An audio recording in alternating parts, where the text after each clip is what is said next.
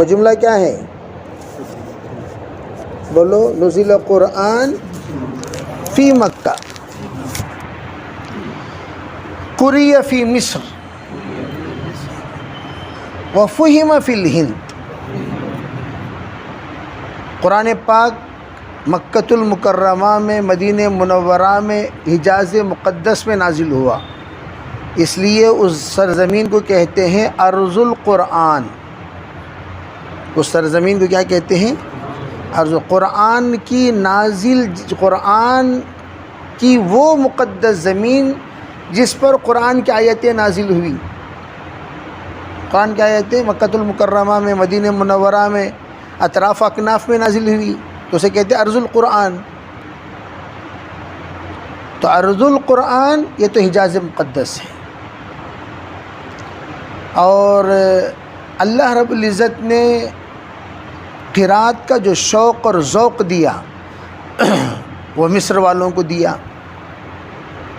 مصر والے بہت بہترین انداز میں قرآن پاک پڑھتے ہیں، تلاوت کرتے ہیں، اچھے انداز میں قرآن پاک کو سجا کر، مزین فرما کر اپنی آواز سے لوگوں کے سامنے پیش کرتے ہیں۔ چنانچہ پورے عالم میں قرات کا شوق اور ذوق جو پیدا ہوا وہ قاری عبد الباسط کی قرات سے پیدا ہوا۔ حضرت قاری عبد الباسط رحمۃ اللہ علیہ، ان کی قرات سے پوری دنیا میں قرات کا ذوق پیدا ہوا، ورنہ قرات کا ذوق ہی نہیں تھا۔ سب سے پہلا جو ذوق پیدا کیے وہ کون پیدا کیے؟ قاری عبد الباسط۔ یہاں تک کہ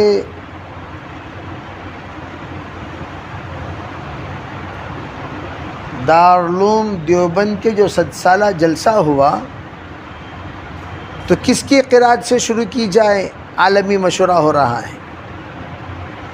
تو اس وقت میں اکثروں کی رائے یہ تھی کہ قاری عبد الباسط کو بلایا جائے، انہی کی قرات سے جلسہ شروع کیا جائے۔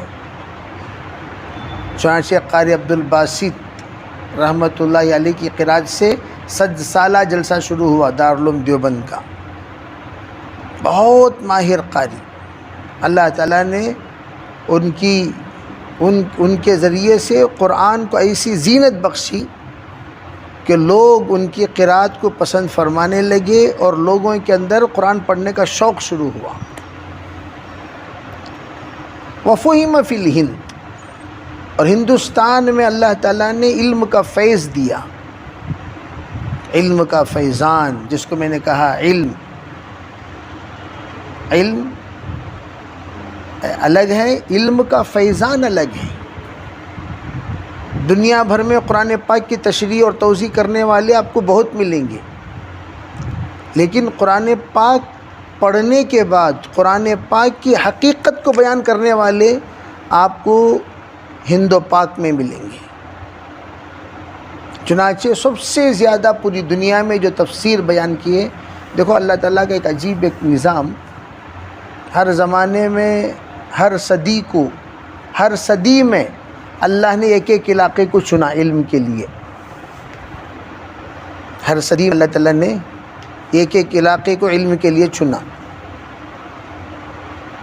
صدی جس کو قرن اول کہتے ہیں، قرن اول میں اللہ تعالیٰ نے چنا حرمین شریفین کو، جس میں سرکار دو عالم صلی اللہ علیہ وسلم موجود تھے، جس کو کہا جاتا ہے، آپ نے خود ارشاد فرمایا انا مدینۃ العلم، میں علم کا شہر ہوں، وعلی بابھا، علی اس کے دروازے ہیں، حضرت علی اس کا دروازہ ہے۔ لیکن حضرت علی کی دور خلافت میں وہ دروازہ چلا گیا کوفہ۔ دروازہ کہاں چلا گیا؟ حضرت ابو بکر رضی اللہ تعالیٰ عنہ کی دارالسلطنت مدینہ منورہ، حضرت عمر کی دارالسلطنت مدینہ منورہ، حضرت عثمان کی دارالسلطنت مدینہ منورہ، جس کو پائے تخت کہتے ہیں۔ لیکن حضرت علی کی دارالسلطنت کون سا؟ کوفہ۔ پائے تخت حضرت علی نے مدینہ سے کوفہ بنا دیا۔ اب علم منتقل ہو گیا کوفہ، دروازہ چلا گیا کوفہ، تو علم کہاں کھلے گا؟ اور اللہ کا کرم یہ ہے کہ وہ دوسری صدی میں علم جب کوفہ گیا، حضرت ابو حنیفہ رحمۃ اللہ علیہ کوفہ ہی میں 80 ہجری میں پیدا ہو کر کوفہ ہی میں پلے بڑے.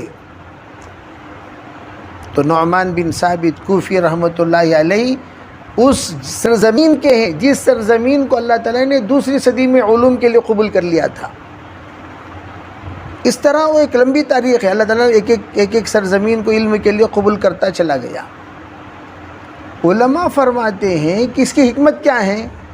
جب لوگ با ادب ہوتے ہیں تو با نصیب ہوتے ہیں، جب بے ادب ہوتے ہیں بد نصیب ہو جاتے ہیں. میں نے اسی لیے یہاں کیا کہا، قرآن پاک کی ہدایت کے ہدایات ہیں. ہم جو دعا کرتے ہیں اہدنا الصراط المستقیم، اہدنا الصراط المستقیم، یا اللہ تو ہمیں سیدھے راستے کی ہدایت دے دے. وہ ہدایت کس کو کہتے ہیں؟ اس کی ابتدا ادب سے شروع ہوتی ہے. اس کی ابتدا کس سے شروع ہوتی ہے بھائی؟ اس لیے میں ہمیشہ کہتا ہوں دیکھو بھائی، مدرسے کے ادب کرو.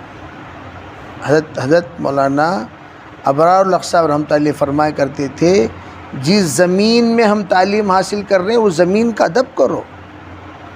جس زمین پر ہم سجدہ کر رہے ہیں اس زمین کا ادب کرو. جس زمین میں ہم قرآن پڑھ رہے ہیں اس زمین کا ادب کرو. جس زمین میں ہم علم حاصل کر رہے ہیں اس زمین کا ادب کرو. جس در و دیوار کے اندر ہم علم حاصل کر رہے ہیں اس در و دیوار کا ادب کرو. اور جس لباس کے ساتھ ہم دین حاصل کر رہے ہیں اس لباس کا بھی ادب کرو. جس لباس میں ہم لوگ نماز پڑھ رہے ہیں، ذکر کر رہے ہیں، قرآن پڑھ رہے ہیں، حدیث پڑھ رہے ہیں، وہ لباس پہن کر گناہ مت کرو، ورنہ اللہ تعالیٰ علم کے برکات کو چھین لے گا. ہمارے اسلاف کہتے ہیں پگڑی باندھ کر، پگڑی جو باندھتے ہیں وہ دستار فضیلت کہا جاتا ہے. اس دستار فضیلت کے ساتھ بیت الخلاء بھی مت جایا کرو. کیا مت جایا کرو؟ بیت الخلاء جاتے وقت پگڑی اتار کر دستی باندھ لینا، پگڑی اتار کر ٹوپی پہن لینا. پگڑی باندھ کر بیت الخلاء جانا یہ بھی بے ادبی، اسے دستار فضیلت کہتے ہیں. اور آپ نے دستار فضیلت پہن کر بیت الخلاء چلے گئے. یہ سکھایا کرتے تھے ادب. قلم لے کر، حضرت ابا الحق صاحب رحمۃ اللہ فرمائے قلم لے کر بیت الخلاء مت جایا کرو. قلم لے کر بیت الخلاء مت جایا کرو، وہ بھی بے ادبی ہے. بلکہ حضرت کا تو کہنا یہ تھا کہ وہ لباس جس لباس میں تم نماز پڑھ رہے ہو وہ بھی، لیکن وہ بہت مشکل عمل ہے. ایک صاحب اٹھا کر جبہ نکال کے دیے، آداب کا خیال کرتے ہوئے جس صاحب نے جبہ لیا وہ پورا جبہ خالی کر دیا. اس میں جتنے جزاک اللہ تھے امانتیں وہ سب کے سب خالی کر دیے. اب اتنا زیادہ ہم لوگ سنتوں پر عمل کرنے کے چکر میں جائیں گے تو پھر نقصان بہت زیادہ اٹھانا پڑے گا. تو اس لیے ہمارے معتبر اشخاص ہیں آپ دے سکتے، اگر نہیں ہیں تو آپ جو چیز مناسب نہیں ہے، بے ادبی آپ سمجھ رہے ہیں، اسے نکال کر آپ ایک محفوظ جگہ پر رکھ کر جائیں. تو اس لیے آداب تو ایک عجیب بات کا ہے. مدینے میں آداب تھے تو اللہ تعالیٰ علم وہاں رکھا. یہ آپ تاریخ کی روشنی میں اگر پڑھو گے بڑے ہونے کے بعد، ہم جو کہہ رہے ہیں 20-22 سال پڑھنے پڑھانے کے تجربے کے بعد بول رہے ہیں. میں ہمیشہ کہا کرتا ہوں بھائی پرانے علماء کرام کی باتیں سنا کرو، ان کی جو باتیں ہیں یہ حاصل مطالعہ ہوا کرتی ہیں. اب ان باتوں کو دوبارہ تم لوگوں کو دہرانے کے لیے 20 سال پڑھنا ہوگا، پھر اس کے بعد جا کر وہ باتیں آپ کے ذہنوں میں کھلیں گی جو باتیں ان کے ذہنوں میں کھل رہی ہیں. تو یہ ما حاصل ہے، الحاصل ہے، نتیجے محنت ہے. جہاں جہاں ادب تھا اللہ وہاں وہاں علم رکھا، جہاں ادب نکلا علم نکال دیا. چنانچہ آپ دیکھیے قرآن پاک کا جب حضرت عثمان رضی اللہ تعالیٰ عنہ کی شہادت کے موقع پر بے ادبی ہوئی، قرآن پاک کی بے ادبی ہوئی، حضرت عثمان کی شہادت ہوئی، حضرت عثمان کی شہادت ہوئی قرآن پاک پڑھتے پڑھتے. تو گویا قاری قرآن کی تو بے ادبی کی ہے ان لوگوں نے. عرب بلوائیوں نے جو حضرت عثمان کو شہید کیا، قرآن پاک کی بے ادبی کی کہ نہیں کی؟ قاری کی بھی بے ادبی کی، مقروء کی بھی بے ادبی کی۔ تو اللہ کو اتنا ناگواری گزری کہ اللہ تعالیٰ نے علم وہاں سے منتقل کر دیا کوفہ۔ کوفہ میں علم رہا جب تک اللہ کو رکھنا تھا، پھر اللہ نے اسے منتقل کر دیا بخارا و سمرقند کے علاقے میں، پھر منتقل کر دیا ایران میں۔ علم کا مستقل سفر ہوتا رہا علم، پھر اس کے بعد اللہ تعالیٰ نے منتقل کرتے کرتے کرتے کرتے ہند و پاک میں اللہ نے منتقل فرما دیا۔ اگر آج بھی ہندوستان و پاکستان کے طلباء علماء بے ادبی کریں گے تو اللہ یہاں سے بھی علم کو منتقل کر دے گا۔ اللہ تو بے نیاز ہے۔ اور جتنا ادب، اس ادب کے مقدار پر علوم تقسیم ہوتے ہیں۔ نمبرات لانا کوئی ضروری نہیں، میں تو نمبرات کی کوئی حیثیت ہی نہیں دیتا۔ میں ایک اعزازی چیز ہے، ظاہری چیز ہے، چلو بھی یہ نمبر والا ہی اللہ کے پاس نمبر والا بنے کوئی ضروری نہیں۔ کتنے نمبر والے ہیں اللہ کے پاس ان کا نمبر ہی نہیں۔ جتنے بے نمبر ہیں وہ اللہ کے پاس بہت بڑا نمبر لیے ہیں۔ بھائی ہم تو اللہ کے لیے پڑھ رہے ہیں نا بھائی۔ ایک تو دنیاوی اعتبار سے پڑھنا پڑھانا ہوتا ہے، ایک نظام ہے، چلو بھائی ایک استاذ ہوئیں گے، ایک شاگرد ہوں گے، کچھ کتابیں ہوں گی، یہ کتاب یہ استاد پڑھائیں گے۔ میں ہمیشہ کہتا ہوں وہ استاذ کو جس سے یہ نظر حقارت سے بھی دیکھو گے تو تمہاری کتاب کا علم کا فیض اللہ تعالیٰ بند کر دیں گے، کبھی نہیں۔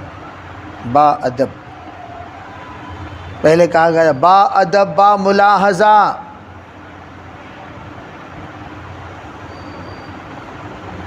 با ادب، جب شہنشاہ آیا کرتا تھا تو شاہی دربار کا اعلان ہوا کرتا تھا با ادب با ملاحظہ، ہمتن گوش گزار کن۔ اب شاہی دربار میں شہنشاہ تشریف لا رہے ہیں، غور سے سنو، تو ہم لوگ غور سے سنیں اور ادب کریں، کتابوں کا ادب۔ میں طلباء سے یہ کہا کرتا ہوں کہ بھئی استاذ جس جگہ پر بیٹھتے ہیں اس جگہ کو کھندلنا یہ بھی بے ادبی ہے۔ اس جگہ کو کھندلنا وہ بھی کیا بہت بڑی بے ادبی ہے۔ اور ہم لوگ استاذ جس گدی پر بیٹھتے ہیں اسی گدی پر ہم لوگ بیٹھ بھی جاتے ہیں، سو بھی جاتے ہیں۔ نہیں، استاذ جس گدی پر بیٹھے اس گدی پر اس گدی کا ادب کریں، اس سیٹ کا ادب کریں۔ آداب سیکھنے سے دھیرے دھیرے دھیرے دھیرے ہم لوگ بادب بنیں گے۔ حضرت علی میاں صاحب رحمۃ اللہ علیہ دروازہ زور سے بند کیے، زور سے بند اس لیے نہیں کیے جان بوجھ کر، بلکہ وہ دروازہ ہی ایسا ٹائٹ ہو گیا تھا، جب تک آپ زور سے بند نہیں کرتے وہ دروازہ کیا نہیں ہوتا بند۔ میں اسے آہستہ بند کر کے کھینچ لینا چاہیے تھا، لیکن اس کو زور سے بند کر دیے۔ بعض مرتبہ ہوتا ہے بعض دروازوں کا حال، جب تک آپ اس پہ زور نہیں لگائیں گے وہ دروازہ بند نہیں ہوگا۔ تو علی میاں صاحب رحمۃ اللہ علیہ کے استاذ کو اتنا ناگواری ہوئی تو بلا کر خوب پٹائی کر دی حضرت نے۔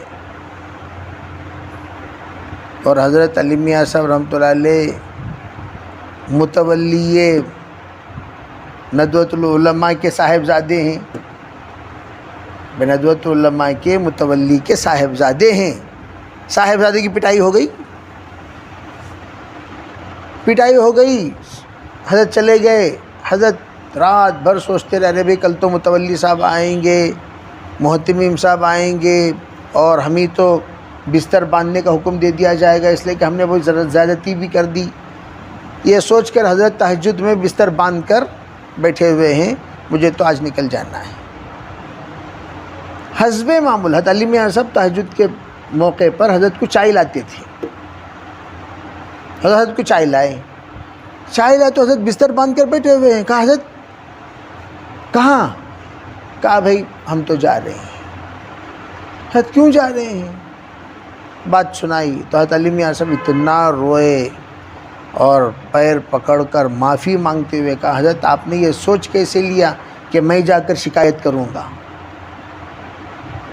آپ یہ کیسے سوچ لیا کہ میں جا کر کیا کروں گا؟ ہمارا حضرت مار ڈالے. آج کل تو بچوں کا معمول نا، فوراً وہاں سے امی کا فون آتا ہے، ابا کا فون آتا ہے، کیا حضرت آپ نے ہمارے بچوں کو مار دیا؟ اسی لیے اس زمانے کے جو ایسی گستاخی کرتے ہیں ان کی کبھی زندگی میں ترقی بھی کیا حضرت مار ڈالے. وہ زمانے میں استاذ کا مار پھول کا ہار اسی لیے تو کہا جاتا تھا. حضرت علی میاں صاحب رحمۃ اللہ علیہ فرما اس وقت میرے لیے استاذ نے جو دعائیں مانگی ہیں وہی میری ترقی کے راز ہیں. اگر پوری دنیا نے کسی عجمی کو اپنا امیر تسلیم کیا تو وہ صرف حضرت علی میاں صاحب رحمۃ اللہ علیہ، جس کو شیخ العرب والعجم کہا جاتا تھا. حضرت علی میاں صاحب رحمۃ اللہ علیہ شیخ العرب والعجم. عرب عجمیوں کو تو گونگے کہتے ہیں، اور عرب کسی کے پاس آ کر عربی سیکھنے کے لیے ذانو تلمذ اختیار کیے ہوں وہ علی میاں صاحب رحمۃ اللہ علیہ، جس کے سامنے آ کر ذانو تلمذ اختیار کیے ہوں. کیا آپ ہمیں کچھ عربی کی اصطلاحات بتا دیں، کیسے استعمال کرنی چاہیے، کیسے بولنی چاہیے، کیسا مناسب ہوگا؟ یہ جو بات ہوئی وہ کس کے ذریعے سے ہوئی؟ تو میں عرض کرنا چاہتا ہوں کہ ہم لوگ نیت کریں انشاءاللہ اپنی زندگی میں علمی سفر جب تک کریں گے، کتابوں کا ادب، درسگاہ کا ادب، ڈسک کا ادب، کاپی کا ادب، استاذ کا تو ادب بہت ضروری ہے، اور پھر مدرسے کا ادب، مطبخ کا ادب. اپنے کپڑے ہیں، آپ کے کپڑوں کو بھی ضائع نہ کریں. بھئی آپ کے کپڑے ہیں، آپ کے کپڑے ضروریات سے فارغ ہو گئے، فوراً اس کے کپڑوں کو لے جا کر اس کے ٹھکانے پہ لگا دیں. صابن ہے، صابن کے ٹکڑوں کو بھی آپ ضائع نہ کریں. آپ اگر کسی بھی چیز کے ضائع کیے بغیر، کھانے کو، سالن کو، چاکنا کو، کسی پر عیب لگائے بغیر اگر آپ کے علمی سفر ہو گیا، اللہ کبھی زندگی میں ان چیزوں کا محتاج نہیں بنائے گا، کبھی بھی نہیں، کبھی بھی نہیں. ورنہ اللہ ہماری حفاظت فرمائے، فراغت کے بعد کی زندگی یہ ہمارے تعلیمی زندگی کا نتیجہ ہوتا ہے، پڑھائی کی زندگی کا نتیجہ ہوتا ہے. تو سب نیت کریں گے انشاءاللہ، اور ہر ایک اپنی اپنی کلاس کے ساتھ، اپنی ہم عمر بچوں کے ساتھ. چھوٹے بچوں سے کیا، چھوٹے بچے، بڑے بچوں کا چھوٹے بچوں سے کوئی ربط نہیں، چھوٹے بچوں کا بڑے بچوں سے کوئی ربط نہیں. اس درسگاہ کا اس درسگاہ سے سلام کلام بس. اول والے اول والوں کے ساتھ، دوم والے دوم والوں کے ساتھ. اول کے طلبہ دوم کا آنا، دوم کے طلبہ اول کو آنا نہیں. چھوٹے بچے دور حدیث کو جانا، دور حدیث کے بچے چھوٹے بچوں کے اول کو آنا نہیں. یہاں کے طلبہ افتاء کو جانا نہیں. ہم اپنے اپنے درسگاہوں میں رہیں گے، ہمارے حدود ہیں وہ. ہاں اگر کسی کو کہا جا رہا بھئی جاؤ، کوئی کام کے لیے بھیجا گیا تو وہ جا سکتے ہیں، ٹھیک ہے بھائی انشاءاللہ. اور ہنسی مذاق، کسی کو چھیڑنا، یہ چیزیں تو انتہائی ہمارے لیے مضر ہیں زندگی میں.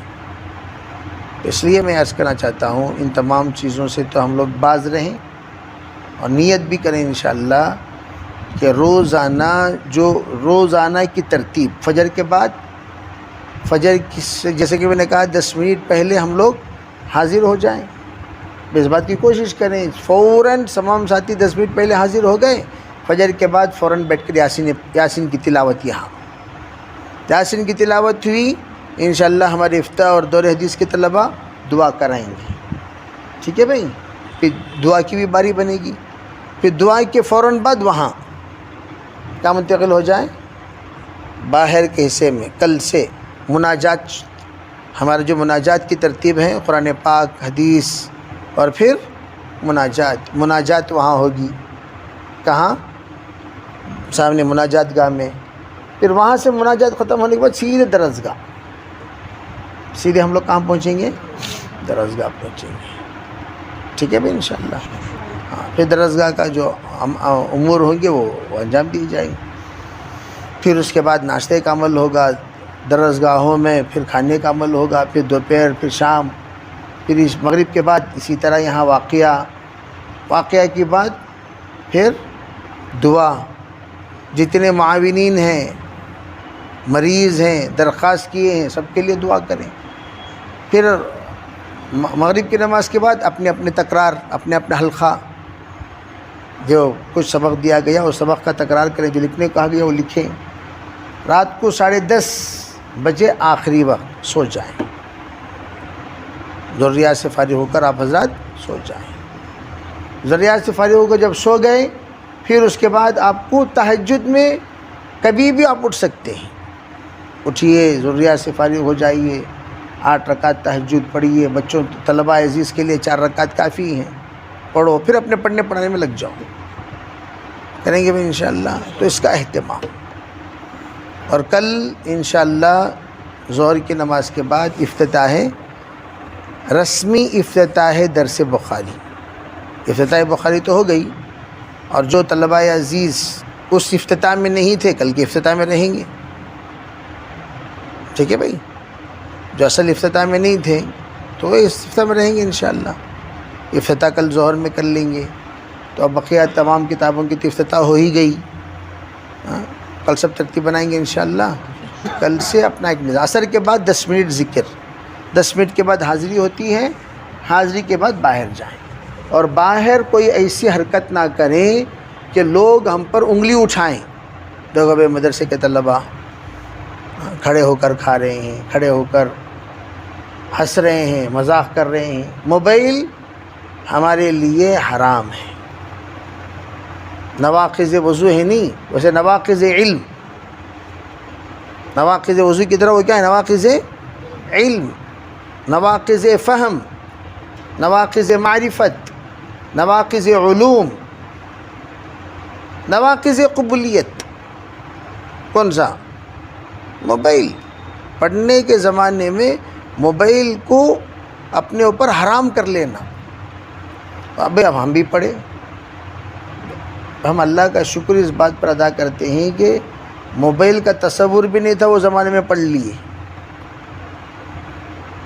موبائل کا تصور بھی وہ زمانے کیا ہو گئے. تو آپ بھی پرانے لوگوں کی طرح ہو جانا. کیسا ہو جانا؟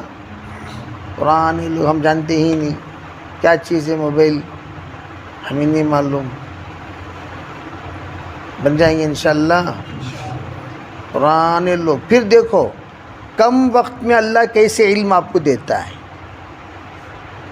علم کے لیے مشہور مدرسہ ہونا ضروری نہیں ہے. ایک مرتبہ دارالعلوم دیوبند میں، دارالعلوم دیوبند پوری دنیا کا مشہور ادارہ ہے نہیں ہے، حضرت مولانا خورشید صاحب درسگاہ میں بیٹھے ہوئے تھے. ہم لوگ سب بیٹھے ہوئے ہیں. سبق چل رہا ہے کس کا؟ ہدایہ ثانی کا. حیرت میں پڑ جاؤ گے آپ. ہدایہ ثانی کا سبق چل رہا ہے. ایک لڑکا ہے عثمان، وہ ہمارے کلاس کا ترجمان ہے. تو حضرت نے کہا بھائی تم لوگوں نے کیا سمجھا؟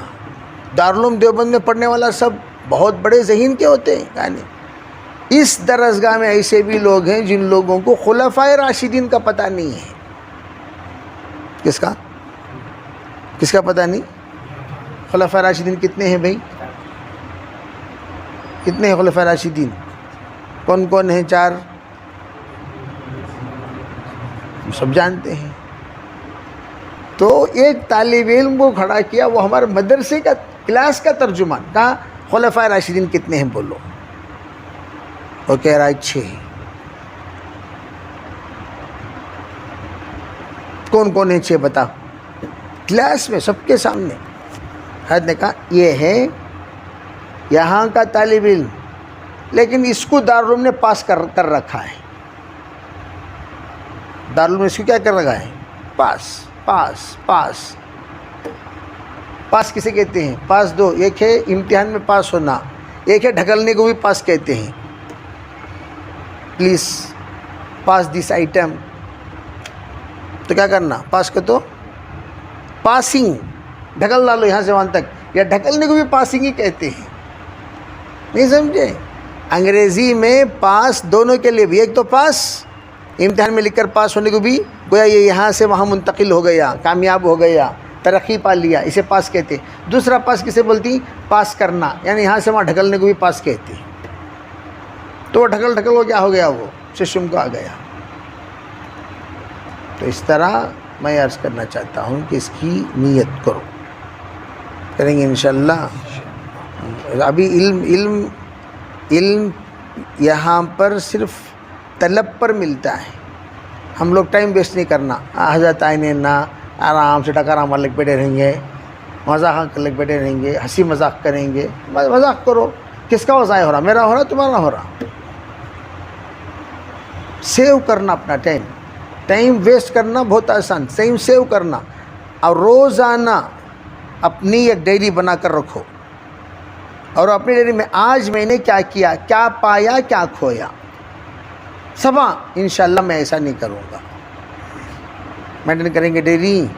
اور اس لیے میں نے کہا روز نامچہ یہ ایک بنانا چاہیے، جسے کہتے ہیں جائزے کی ڈائری. کیا ہے؟ جائزے کی ڈائری.